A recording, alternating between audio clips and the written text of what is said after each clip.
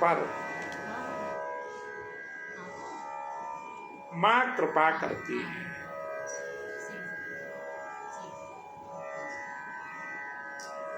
अगर बालक अज्ञानता बस गलती कर भी दे,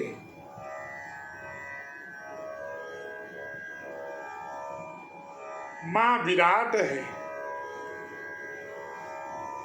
सारी गलतियों को क्षमा करती है। प्रत्येक वस्तु की जीवन में एक उपमा है। प्रत्येक वस्तु की, लेकिन एक ऐसी शक्ति है जिसका नाम है मां। प्रत्येक वस्तु की उपमा है, लेकिन एक शक्ति है जिसका नाम है मां। मां की कोई उपमा नहीं है।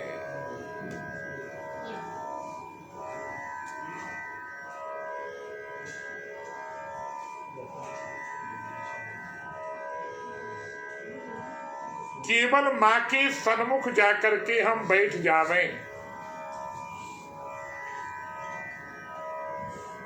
और कैसी भी हमारे जीवन में पीड़ा हो, और यदि चेहरे पर आंशिक मलिनता भी है तो मां को बताना नहीं पड़ता। मां तत्काल बालक से पूछती है, बेटा क्या समस्या है। चेहरे की भाव भंगिमा को देख करके मां समझ लेती है।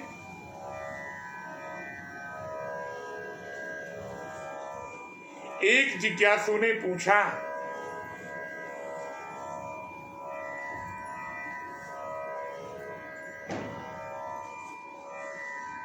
अपने श्री गुरुदेव से, गुरुदेव मेरे मन में एक भाव आया,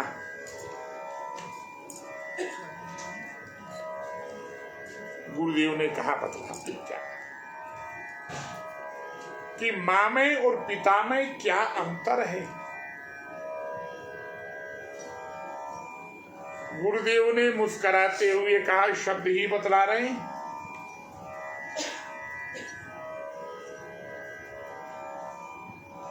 शब्द ही अंतर बतलाते हैं कि मां में और बाप में क्या अंतर है।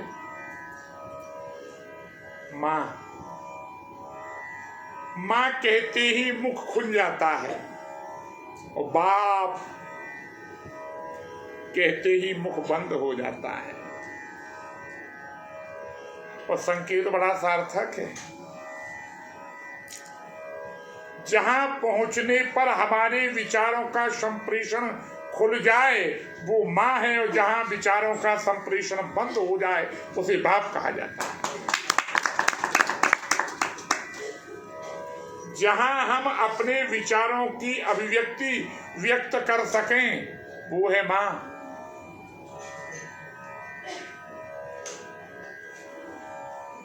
जब सांसारिक मां से हमें सब कुछ प्राप्त हो जाता है तो यह तो आदि जगदम्बा भवानी का समय है।